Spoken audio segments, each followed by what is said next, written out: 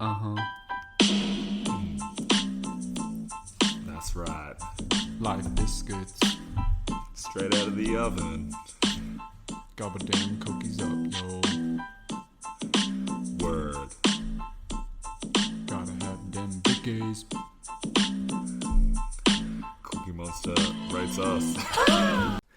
Welcome, fellas and ladies. Definitely. Welcome, folks. We are back here, and Lowy, I am super excited because... We're up to the big three, guys. Here it is. We've talked about the big three before. We haven't really given it away. Too many clues. I We don't tried think. to, We may have well, early on and just not realised it. But a couple of crumbs here and there. Perhaps if you're a bit of a detective yourselves. these big three biscuits that we will get into tonight, I think increasingly so as they go on from this one to the next and then on to the next, do set us as life bickies as a sort of a philosophy, a curriculum, a life curriculum, if you will, a bit apart from some of the other self-development things. Maybe not so much this biscuit, but the As next two we really push on pretty hard with. But we call them the big three because of just the sheer impact and importance that they will have on your life. And they're very much, I think, all three of them are against the flow. Like, in general, life biscuits is about being uncommon, and these bickies, 100. I think, are uncommon in general. Did you want to? I'll do a drum roll. Yeah. I'll do a drum roll, and then you hit us. All right. Ladies and gentlemen, our first of the big three life biscuits, number 11, is claiming responsibility. Oh, responsibility. What's that? Bit of MXPX let me tell for you. I think. Our life biscuits definition for responsibility is the state of being wholly accountable, and it's a power to be claimed. Yeah. Now, you know, on our little social media image there, which summarizes our acronym and our definition and whatnot, it just says responsibility, but claim, which it does say later on, we must claim, and it's underlined, responsibility. And it's not just, oh yeah, I need to take responsibility. Like you, when we were talking, it was take responsibility, and you came one day and you just said, nah man, claim. Talk us through that. Well, for me, you know, we tell our kids previously before it turned into claim that, like, you know, we've got to take responsibility. And in the volleyball setting, you know, our passes weren't great, and we have to say, you know, I was telling my kids, take responsibility, guys. Like, we didn't work hard enough to get behind the ball. Like, we didn't talk and call the seams. We didn't communicate whether it was in or out or who had the ball. Like, take responsibility. And my boys were like, oh, you know, no, it was his ball, and it was his ball, and no one would step up and really go and just own it, right, and fully claim responsibility for, you know, the result that had happened. And it just came to me, and it's just like, God, we really can't force anybody to, like, claim it.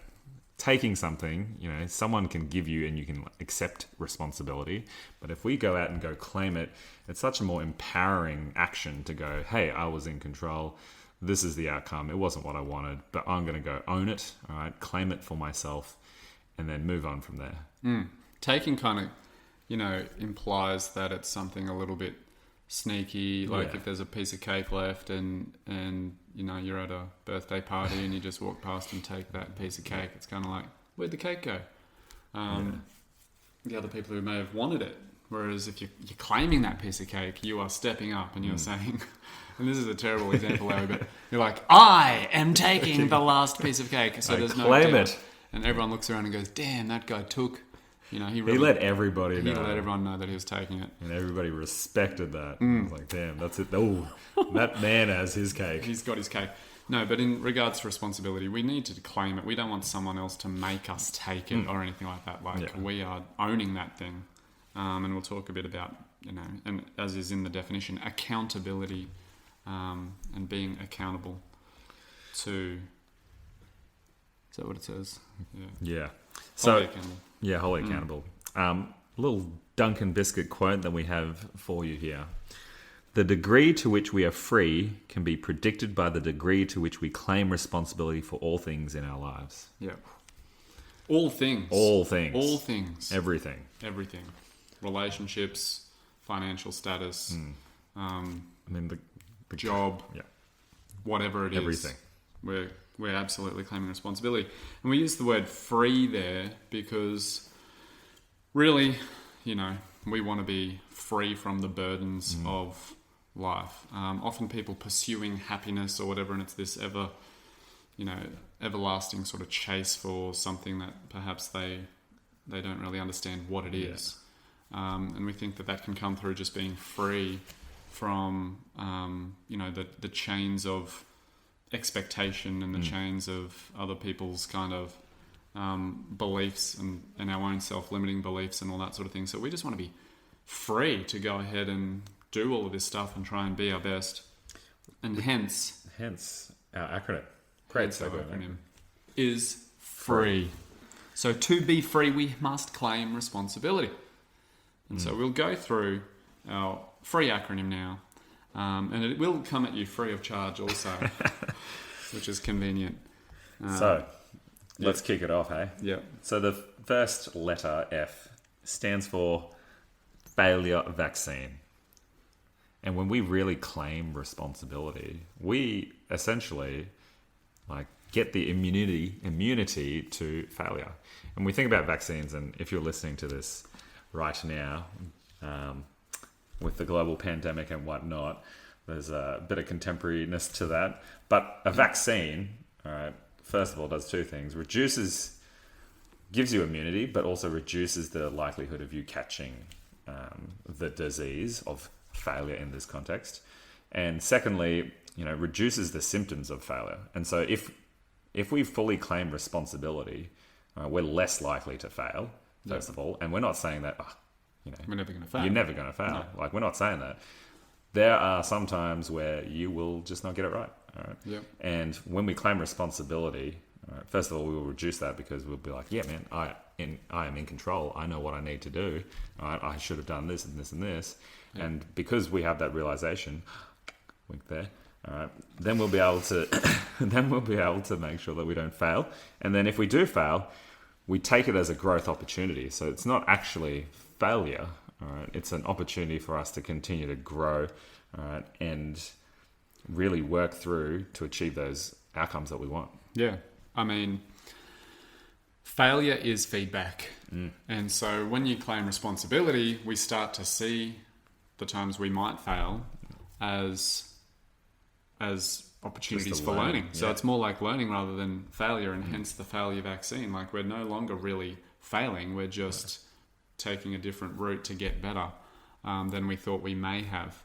And so we start to, again, it's a big sort of paradigm shift to go from it's win-loss to just win-win. Every situation is win-win because I'm growing and I'm facing obstacles and I'm trying to get better all the time. And as you mentioned, because we've claimed responsibility, we're less likely to fail because we're not sort of diffusing it to other circumstances or other things like that.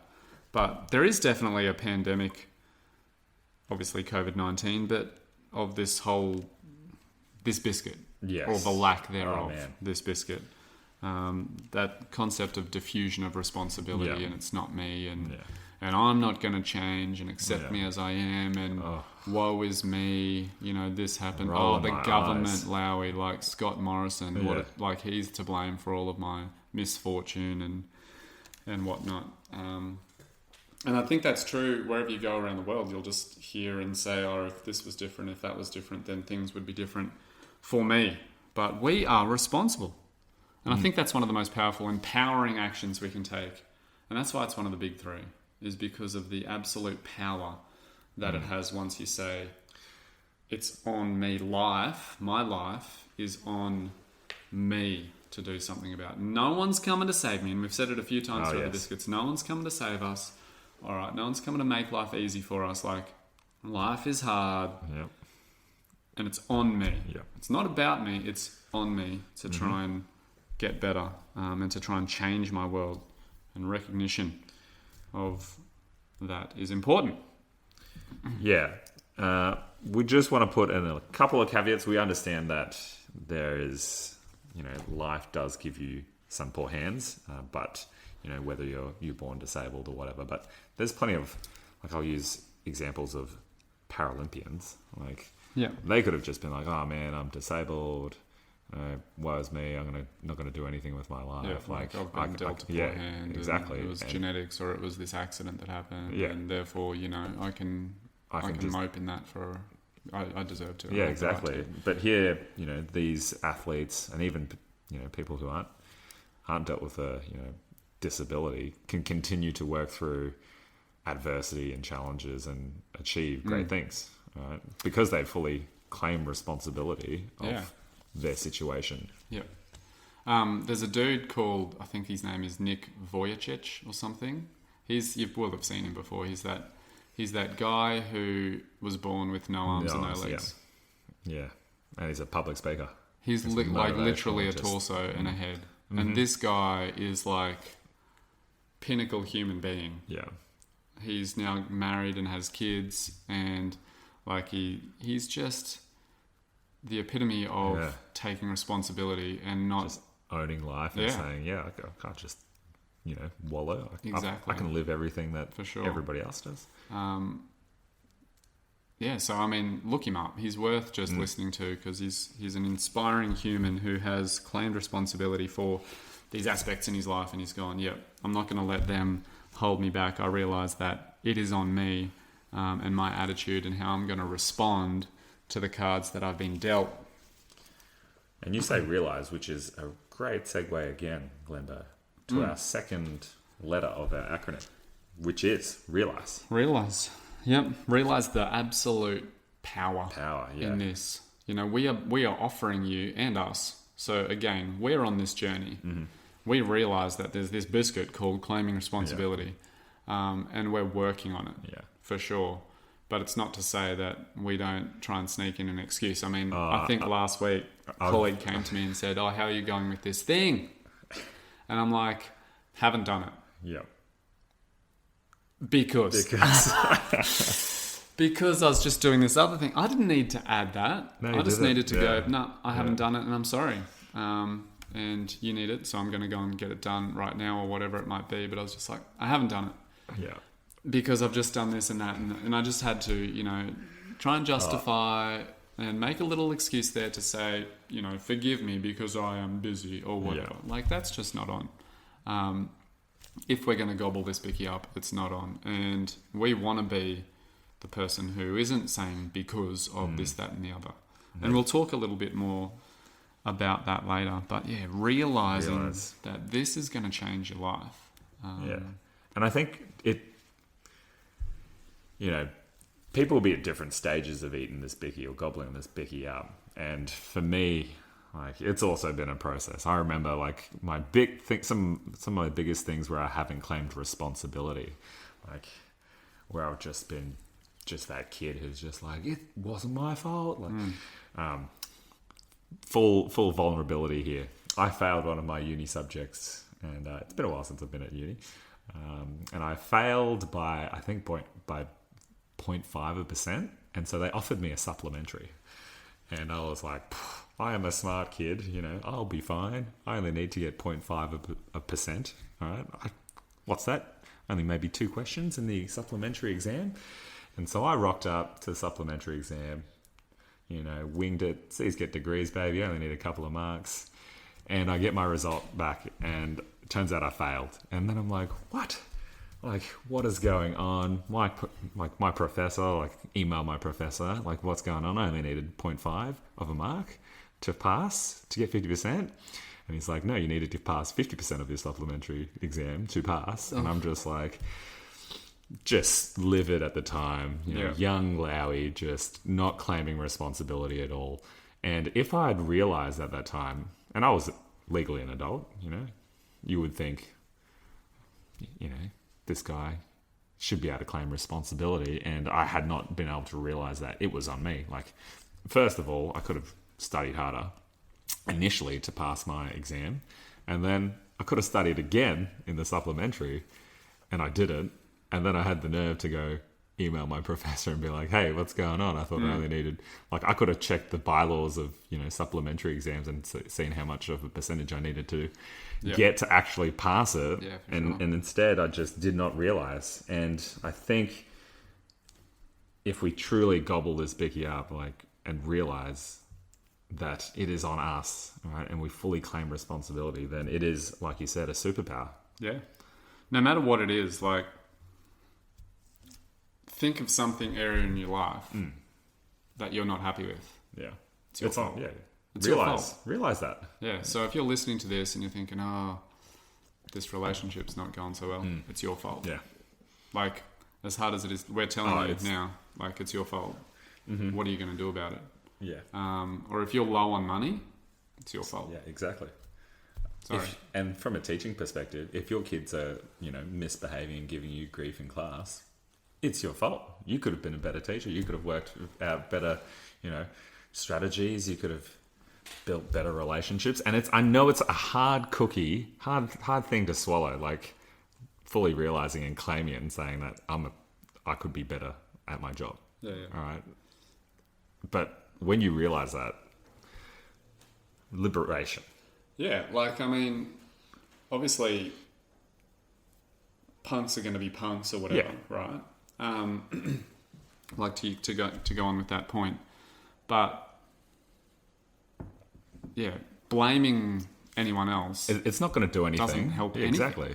And so if we can claim it and realize that, it's going to empower us to do something about it. Whereas if we didn't, they're not going to change. Like you said, punks are going to be punks, people are going to be people. And if you're going, no, I'm not changing, and haven't made that realization, nothing will happen, nothing will get better. I've got a big shout out on this one to one of our teachers at school, Lauren, and I don't know if Lauren will listen to this.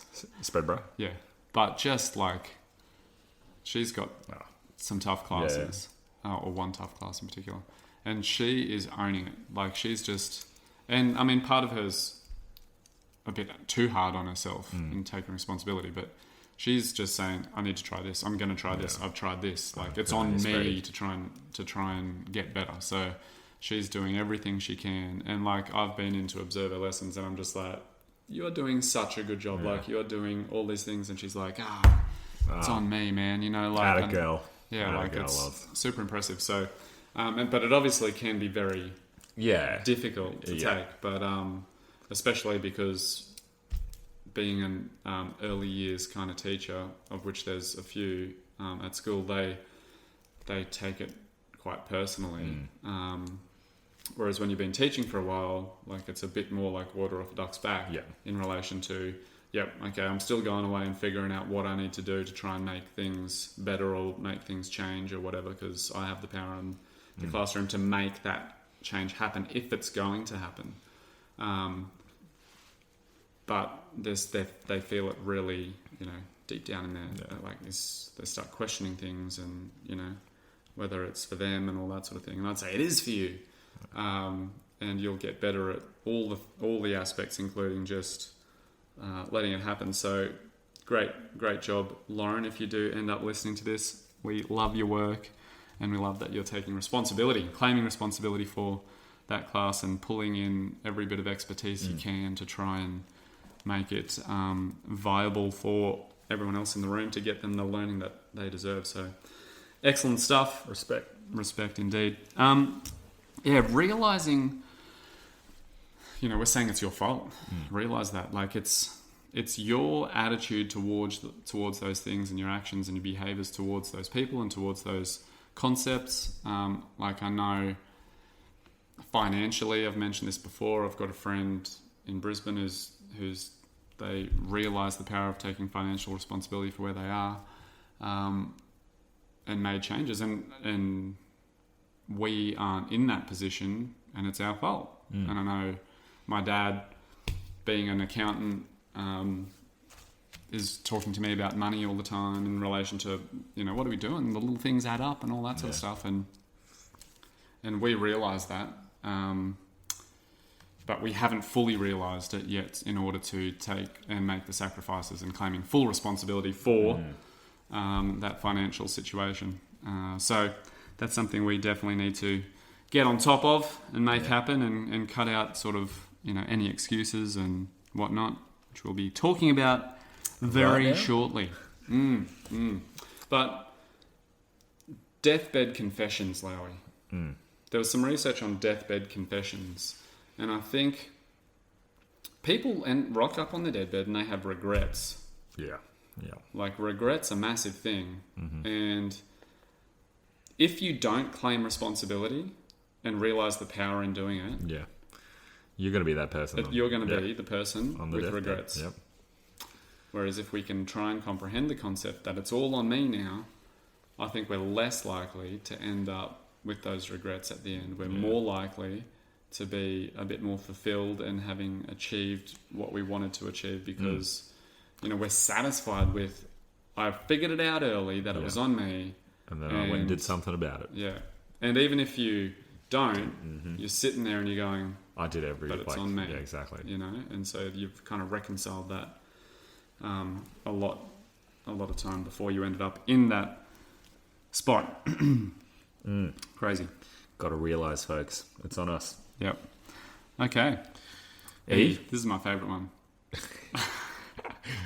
Hone your excuse radar. Boom. And we said it plenty of times, like, you gave your example about, not having done that stuff. And I make excuses as well, even though, like, I think a couple of weeks ago I came and saw you about wanting to get something signed and you had to wait for me, and I was like, I was running down and you're like 2 minutes, and I'm like, I think I took more than 2 minutes, and I was like, yeah, I'll be there. And then I'm like running down and I give you a thing to sign. I'm like, oh, sorry, man. I just, like, the printer was not printing, and I was just like, and I made a BS excuse, and in my head I should have just been like, you need to, like, why did you wait till Friday afternoon when Marto's waiting with his kids to get this home? Like, you could have done it the day before. And I'm just like, oh, man. In my head, like, as I said it, I was just like, oh, that's an excuse. And you didn't pick me up on it, so... Sorry. You should have. I didn't. Well, I was busy thinking, because you had emailed it to me the day before. Oh, yeah. And so I'm sitting there thinking, well, to avoid this, I could have printed it out myself and signed it, so... Anyway. And it's just that the little stuff, too, like... The big excuses are pretty obvious to see, but it's the little ones that we also need to, like, I think those are ones that erode the kind of integrity of our responsibility. Like, I just had this going on, or sorry, I was late. No. It's just those, like, I just had this. Yep. And you're not fully, like, making an excuse, but you're just, like, just pushing doubt to who's actually, like, it's not your fault because there was, like, something else popped up. This extra circumstance. Yeah, Yeah, like, but that's still... Yeah, like, it's still an excuse. You've got a little ping going off on the radar there. But, man, excuses. Just Talking about rampant pandemics, everywhere. man. Excuses. Holy cow. Obviously, I'm sure you've seen some mad doozies as a teacher, and if you're a teacher listening, man, you will have heard all of them come up. I just remember this one time, it was hilarious because this kid just, assignment was, this was like a few days after assignment was due, and this is a couple of years ago now, and it's just like, I'm like, oh, where's your assignment? Oh, it's in my bag. And I'm like, yeah, well, we're here now. Let's go. I'll take it while we're here. Yeah, I'll just grab it now, and they're like, oh, no, but I left my bag at home. And I'm like, oh, okay, that's no good. Well, it's parent-teacher interviews this afternoon, and so maybe Mum can bring it in when she comes in because I've got an interview with her. And she's like, oh, no, that's right, it's in my work bag. And I'm like, and so where's your work bag? She's like, in my locker. And I'm like, oh, well, we're at school. And she's like, but I'm going to work straight after school. I'm like, but that doesn't matter because... like, I can unlock the lockers now and you're away. And she's like, oh, no, that's right. And she just, one thing after the other kept going. And I'm just like, at what point are you going to just stop and say, I haven't done it? Like, seriously, how much do you want to compromise yourself to just, cover for not having done this assignment? Yeah, excuses are insane. And again, the one that you just used about the photocopy or the printing thing, I've done that. Yeah. Rocked up. Oh, we've got a meeting at 11:30, and I'll be standing there at 11:29 at the photocopy, printing the agendas off, just going, "Come on, man, what is going on? I really need to get to this meeting." And then it'll eventually spit out, and I'll grab them and I'll run through past the kids. And they're like, "Go, Mardo, Run, Forrest!" Classic and then, every time. And then I'll slow down. And I'll take a couple of deep breaths before the door, and open up and go, "Sorry, I'm late, folks. Just the photocopy." Oh yeah, And I'm like, oh, it pains me now because I hadn't fully gobbled this Bicky when I was making those sorts of excuses, and I thought they were okay. Yeah. And I'll be late for something by a few minutes. Oh, the traffic, man. Yeah. Just had this red light for like so long. Yeah, and then I got every red light. And then there was an accident and blah, blah, blah. And it's just woe is me. Like, covering for yourself. It's just insane. Instead of just going, wait, I'm sorry I'm late. Didn't leave early enough. Yeah. My bad. Like, claim responsibility. Yeah, exactly. Oh, man. Excuses. Oh, excuses are for cowards who don't want to acknowledge that they were responsible. And I know that's hard hitting because we just said we're making excuses, but for sure, it's honestly for cowards. All right? It is. Claim responsibility. Own up. All right. Yep. Understand that you were in control and that you could have done something about it. Excuses are so rampant that people fully believe that they're justifiable. Yeah, it's like they just continue. Like, if I make more excuses, it becomes real. Like, it's like a confirmation bias because if I say it and I say it again, and more people hear it, it must be real. Yeah, exactly. Like, I mean, it can get to the point where people start, like, fervently believing in their right to use that excuse sort of thing, My worst one is like, the worst one that just grinds my gears a little bit is, blah, blah, blah, blah, through no fault of my own. Oh, please. Are you serious? Yeah. Like, are you hearing yourself right now? Through no fault of your own? Please. Yeah, I'm hearing you. It's good. It's good stuff. And I know people are going to listen to this and go, nah, man, like, some things you just can't help. And, to a degree, and I'm sure you can think of something that might be true, but we still have power in those situations to take responsibility on how we're going to move forward with it. For example, the people who have been dealt poor cards and have had no say in it, because they're like, we won't get into it, but things that happen to people who are literally unable to do anything about it. And then at some point they will be able to, and once they then are able to, I'm no longer using what has happened in the past as an excuse, because moving forward, I claim responsibility for what's going to go on, in my life, and realize that the outcomes are 100% my personal responsibility moving forward from here. Ready to move on? Yeah, I think so. Yeah. All right. So our last E for our free acronym is... Our free acronym. Sorry, folks. Is ego. Yep. And we just have to, like, hold that bad boy captive. Like, the ego is us, the big I, ourself, all right? Yep. And when we make excuses, it's a form of self-preservation. It's us protecting our ego. And we're not saying, like, everybody has, like, the common, definition of ego is like a sense of self-importance. But ego is actually just yourself and you and the I. Yeah, anything that's about me, I, at all, is the ego taking control. It's not like arrogance and all that sort of thing. That's kind of the super ego or whatever. But this is just ego, and ego translated in Latin means I, one letter, I. Yeah, and when we make excuses, like, it's just a self-preservation technique, right? Like, you don't want to tell yourself the truth because the truth is actually painful to hear, and it hurts the ego. Like, we don't go and stab ourselves to cause pain. Like, that's a self-preservation method for physical pain, but also mental pain and egotistical pain. We need to, self-preservation is just like, oh, can't make excuses, like, because it'll hurt my ego, hurt myself, hurt the I.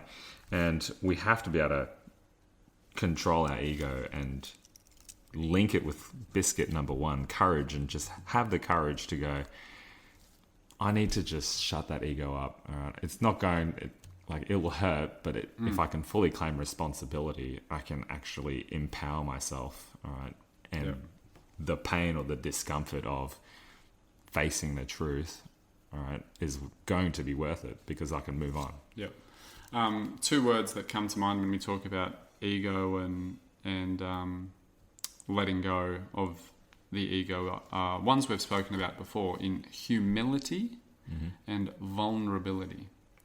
We just had a volleyball tournament, and results-wise, like, I was pretty happy with how our kids performed on court according to where we're at. But results-wise, never satisfying to kind of miss out on the pointy end, right, as a leader of a program and whatnot. And that is 100%, like, I'm not on the court. It's 100% on you and me. Yeah, 100%. Like, because we haven't put these kids in a position where they were able to get to the pointy end. Yeah. We haven't developed the mental resilience in them. We haven't given them enough competitive exposure. We haven't made them fitter, faster, stronger enough in order to be able to perform at that level. They haven't got the touches on. We just haven't. It's on us. It is on us. Yeah. And so we've been working this week as, okay, what's the next step going to be for us? And we've been really getting down to talking to them about things are going to get a little bit different from here in relation to what we're agreeing to as a culture and what we're going to create as a culture. And some of you aren't going to like it because it's going to mean getting down and dirty and experiencing some discomfort. Yeah, and I mean, if we hadn't have claimed responsibility for that, and we were like, nah, we can't say that. We can't, we have to make an excuse to protect our ego. Like, we're Harristown Volleyball Academy. Like, it's not on us.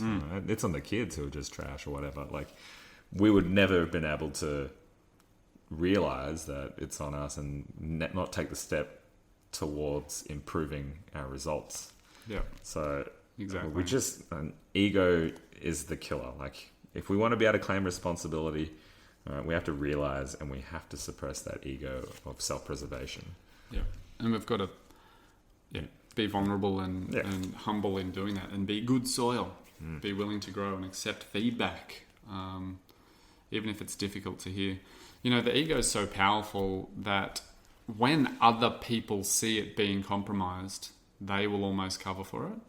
I remember there was something that someone asked me to do and I didn't, and so I was just straight up claiming responsibility in a meeting. Yeah. And then I had other people going, oh, but Marto, you've had a lot on, mate. Yeah. And I'm just like, I don't want to hear your excuses. Like, thank you. But, they were seeing that, wow, this guy's like, straight up, his ego is getting compromised here. I must cover for him. My ego is feeling his ego, and therefore I'm going to make an excuse on his behalf because he's not doing it. And that's the type of thing that, we want to try and... We know we're on the right track if we've got other people trying to cover for us. Yeah. Because we're just like, no, I don't care what's been happening. I've let someone down or I've let the team down. And, there's no poor teams, there's only poor leaders, as they say. And when we're talking about an individual, we're the leader of our own shit.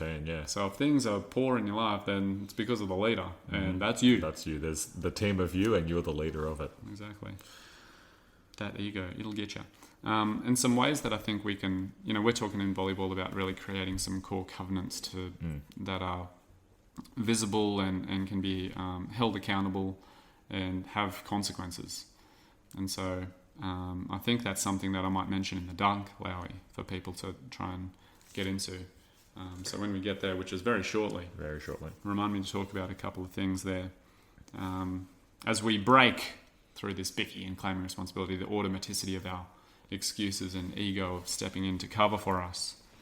When we, just a little quote here, when we remove ego, what's left is what's real. And we simply just if we claim responsibility and we suppress that ego, all right, what's left is obviously the result of what has happened, and from there we're able to move on. Right? It's just the truth that this wasn't done. Like I didn't get here on time. Right? If I remove the ego of, oh no, you know, my actions and me not getting in the car early enough to leave, and then remove all that, remove the ego, remove the excuses. What's left is what's left. What's the truth? Yeah, what's real? And know that there are, you know, accepting consequences for things that happen, and that's you know, if our volleyball kids come out of uniform, there's consequences for that, and lots of them do it, and some will just come in and they'll have an excuse, but they'll go and just do the consequences, and others will again believe in their excuse and think, but my excuse is good enough, right? Like, it's a good excuse, but it doesn't. Like, the excuse might be a good one, but it doesn't fix the problem. Like, at the end of the day, you still don't have your uniform. Exactly.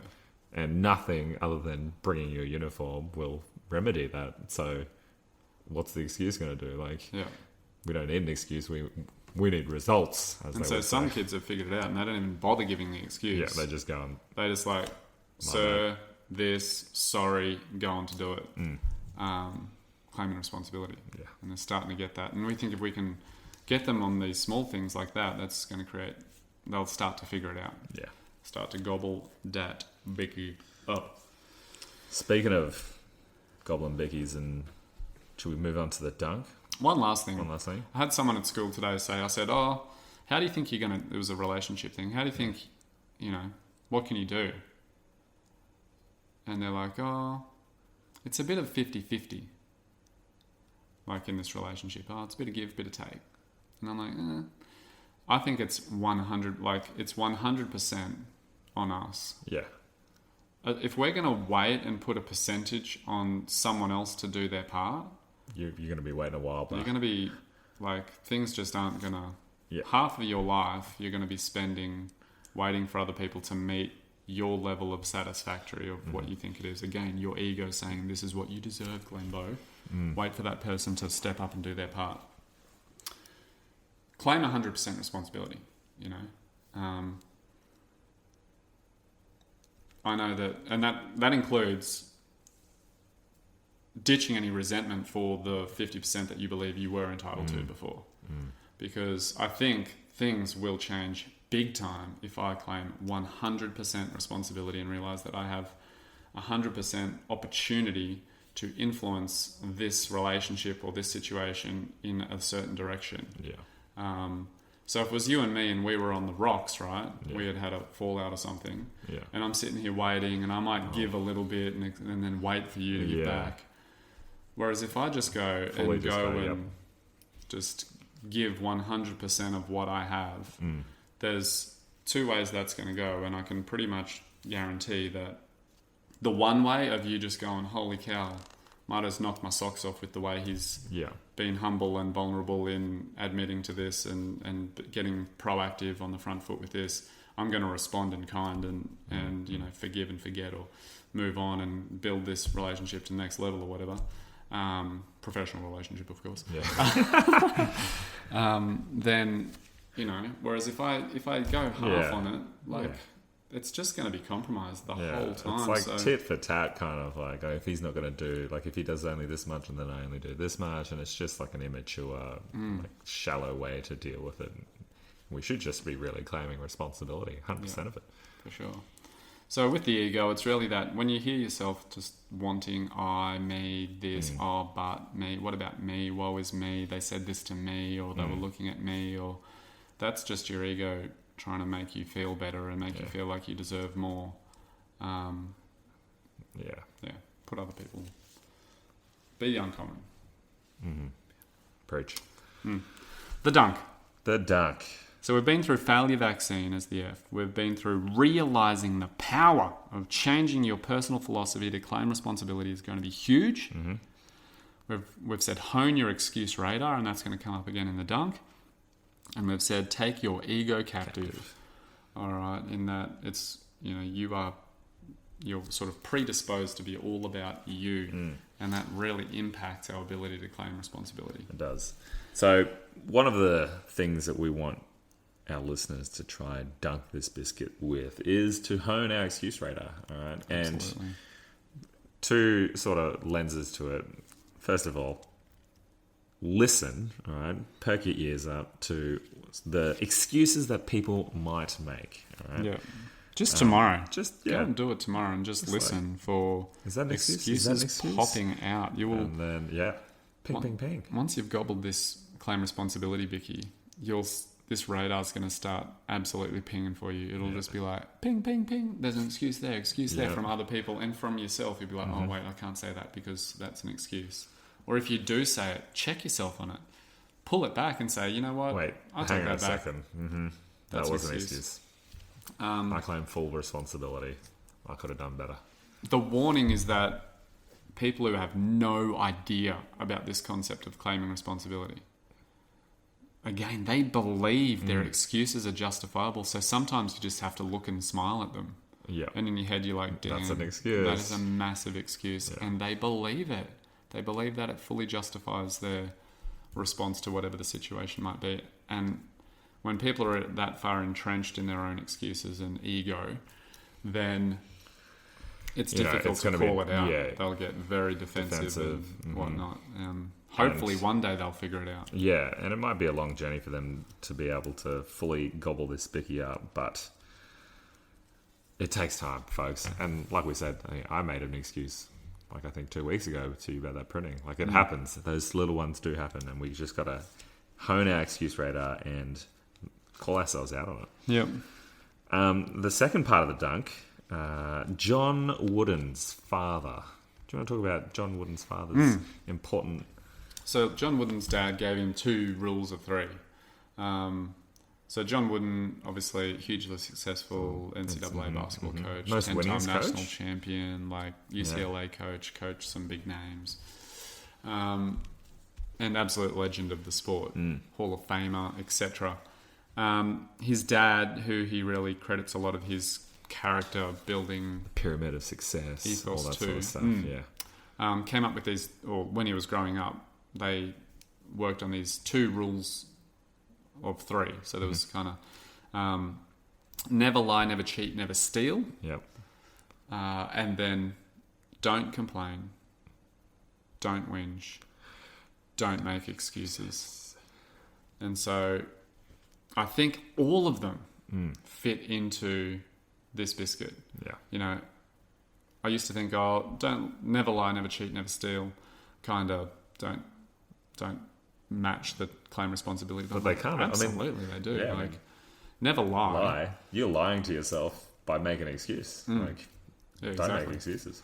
Never cheat. You're only cheating if you're not taking responsibility for the fact What that happened. winning this in the sporting context or in an exam. Like, I'm only cheating to, cover my ego, to try and make things easier because I haven't claimed responsibility for doing the work that needed to be done and realizing that, my result in it or lack thereof is on me. And then obviously never steal. Steal is the same thing. Like, you want to take that shortcut. You didn't want to work hard enough for whatever it is that you want to get. Yeah. And then don't whinge, don't complain. Like, 2 things again, woe is me. And it's so easy to fall into that trap, for sure. And don't make excuses. I realised those 2 sets of 3 are worded negatively, which in this day and age of kind of behaviour management type stuff is, it needs to be positively framed and whatnot. But if you've fully gobbled this biscuit, you don't care if it's positive or negative. Whether it's positively framed or not. You just know that, they say that, your brain doesn't hear the don't and the never, just hears lie, cheat, steal, complain, whinge, make excuses. Since I've been reminding myself of this 2 sets of 3, or mainly the second set of 3, like, I recognise the don't. Yeah. Let me tell you. Don't make excuses, don't whinge, don't complain. A few biscuits ago, we talked about that self-pity quote by Eugene H. Peterson, which was a hard hitter, and it comes under this as well. Do you reckon we read it out again? Yeah, I think it's so just... So Sorry. I think it's just so powerful to like fully understand when we fully claim responsibility that we no longer pity the ego, the self, and yeah, just we can fully claim responsibility. Yeah, definitely. Anyway, I can't find it right now because I wasn't expecting to necessarily use it and didn't have it prepared. But for your dunk, and if we don't have it prepared and we can't find it, for your dunk, go check that one out. Remind yourself that. Yeah. It's Just type in Eugene H. Peterson on self-pity. Yeah. Now, the last part of the dunk that I wanted to talk about, Lowy, are we up to the last part of the dunk? Yeah. Was covenants and accountability. So those are things that we're talking about in volleyball. We're saying, okay, we say, uniform's one sort of covenant already. Yeah. But in your personal life, what's a covenant that you can make in an area that you need to kind of check yourself? Yeah, fully claim responsibility for. Fully claim responsibility for. And remember, most of the things we have trouble with are behind closed doors. Yeah. The worst things about ourselves are things that most people don't even know about. Yeah. And there might be some things that you wanna just stop. And so creating a covenant with yourself, which is a binding agreement with yourself that has consequences, I think can really help us claim responsibility for that area of our life. And the second part of that is accountability. And I think we've spoken about it before, and I'll say it again. Getting an accountability partner to check in on you and then follow through on those consequences will be super important in making that life change in that area sort of happen also. So, yeah, writing some core covenants down and going about trying to follow through. To fully claim. Yeah. To fully claim that responsibility. Yeah. I saw someone, just a quick one, just tailgating this other bloke the other day. He was tailgating me. Yeah. I wasn't going quick enough for him. So he overtook you. So he popped into the other lane and started tailgating this other guy. And then there was an orange light. Yeah. And the dude at the front was like... The dude at the front could have gone through, but slowed down. And this bloke's just slammed on his brakes and ended up locking up and running into the back of this other bloke. But then gets out like angry. Yeah. And I'm just like... You didn't have to... Man, that was 100% on you. Yeah. He was going, you should have gone through the orange light. And I'm like, well, he could have. But, mate... Seriously. Like, claim responsibility. Yeah, you should have been driving so close. People. Like, yeah. Well, yeah. Yeah. Anyway. Sorry. Anecdote. They'll get you. Cool. Well. Biscuit 11 done. Claim responsibility. It is going to change your life. It's a big biscuit. Barely fits in the oven. Honestly. Like, it's got some mad choc chips in there. Tastes good once you gobble it up. And will change your life for sure. Yeah, I'm ready for the next two of the big three. Yeah. Oof. Hit us up, folks. Definitely. We're on Instagram, Twitter, Facebook, and don't forget, subscribe to our email list. Yeah, definitely. Oof. You'll get a little 1 minute snack to gobble up on this biscuit, and then every other biscuit as well. And then some exciting news, Lowy, in that we're going to do a super snack versions of each of these biscuits once we've done with season 1. We're going to come back with like a season 1A or whatever, 1.5, and do sort of 10-minute super snacks on each of these Bikkies. So you can, like, even if you live close to your workplace, 10 minutes, you'll be able to get a gobble of Bikkie up in one drive. I like it. How exciting. And you might even be able to whack it on 1.5 times speed and Alvin and the Chickmunk get it in 7.5 minutes. Like it. Look out. So thanks, folks.